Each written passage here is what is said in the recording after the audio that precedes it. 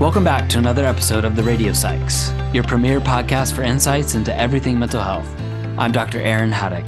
And I'm Dr. Rhonda Yu. We're psychologists who care about people and bringing science to practice. And we're so glad to have you join us. Please note that the information shared in this episode is solely intended for informational and entertainment purposes only and is not a substitute for professional medical or mental health advice, diagnosis, or treatment. Today's topic is strategies for enhancing memory. Man, I messed up. I forgot the coffee. Don't worry, man. I forgot the tea and snacks. Oh. Uh-huh. In a recent episode, we talked about the reliability of memory. If you missed it, be sure to give it a listen. Now, in response to that episode, some of you asked if we could do one on ways we can help to improve memory. So here it is. But before we talk about that, let's lay the foundation with a discussion of the basics of how memory works. The human brain, based on the latest estimate, has about 86 billion neurons, each capable of forming connections with thousands of other neurons, resulting in about 100 trillion connections to each other. And within this vast neural network, memories are encoded, stored, and retrieved through a complex interplay of synaptic connections and neural circuits. And at the heart of this bustling network lies the hippocampus, a seahorse-shaped structure nestled deep within the brain, which serves as a sort of memory librarian, organizing and cataloging our experiences for future retrieval. But memory isn't static. It's constantly being reshaped and refined by our ongoing experiences and interactions with the world. Right. And just as our experiences shape our memories, lifestyle choices can significantly impact the efficiency of our memory processes. Consider diet, for instance. Foods rich in antioxidants, omega-3 fatty acids, and vitamins E and B have been shown to support brain health and optimize memory performance.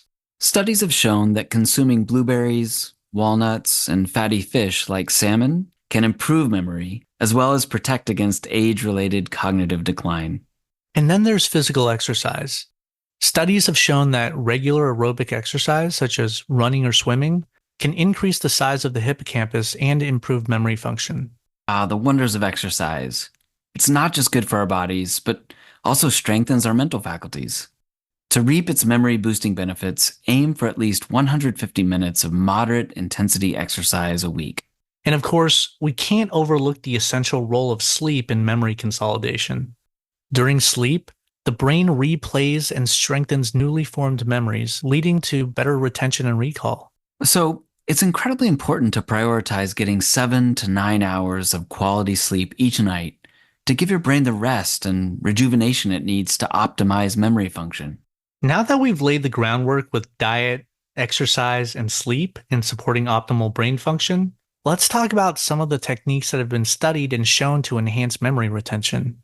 There are quite a few of these, aren't there? Yeah, there are. Too many to cover in a single episode. So we'll focus on just a few that are considered relatively easy to use and are considered effective according to the cognitive and educational psychology research. Let's start with retrieval practice and spaced repetition. Yeah, that's a great place to start. Retrieval practice, also known as testing, is the act of actively recalling information from memory. So instead of simply reviewing material, actively retrieving it strengthens memory traces and enhances retention over time. And spaced repetition, or spacing, involves strategically timing reviews. By spacing out our study sessions or mental rehearsals over increasing intervals, you leverage the spacing effect, which leads to more effective memory consolidation and long-term retention. Next, let's talk about elaborative interrogation. It's a powerful technique that helps people engage with the material, which strengthens retention. To implement this in your daily life, try asking yourself why and how questions about the information you're trying to remember. For example, if you're studying history and come across a new term, ask yourself why that event occurred or how it relates to other historical events you already know. Another effective strategy is interleaved practice, which involves mixing up different types of information or tasks during study sessions. Interleaved practice promotes more robust encoding of information and fosters flexible cognitive skills essential for real world problem solving. Instead of focusing on one topic exclusively, switch between subjects or skills to keep your brain engaged and challenged.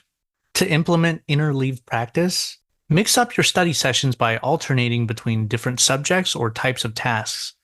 If you're learning to play a musical instrument, intersperse your practice sessions with exercises on scales, chord progressions, and songs. By constantly shifting your focus, you'll strengthen your ability to adapt and apply knowledge in diverse contexts. Let's mention self-explanation too. Yeah, go for it. Self-explanation involves explaining concepts to yourself in your own words, which helps solidify understanding and reinforce memory traces. To implement this, try summarizing key points or concepts aloud as if you were teaching someone else. For instance, if you're learning a new scientific concept, explain it to yourself or a friend using simple language and real-world examples. By articulating your understanding, you'll clarify misconceptions and cement knowledge in your memory. And there you have it. But again, while we've covered retrieval practice, spaced repetition, elaborative interrogation, self-explanation, and interleaved practice, there are other strategies described in the research. Like mnemonic devices, such as acronyms, visualization techniques, and memory palaces, or techniques that promote deep processing and elaboration, such as concept mapping and summarization. There's also some interesting research that shows that regular practice of mindfulness-based strategies can lead to improvements in intentional control, working memory capacity, and episodic memory retrieval.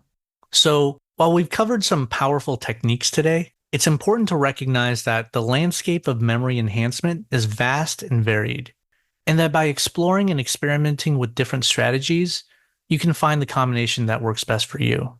Absolutely. The key is to remain curious, open-minded, and willing to explore new avenues for optimizing your memory. And that's a wrap. Thank you for joining us on what we hope was a memorable discussion of strategies for enhancing memory. If you'd like to learn more about memory and how it can be improved, let us know. Until next time, may your recall be swift and your forgetfulness fleeting. Take care and be well, everybody. Take care and be well.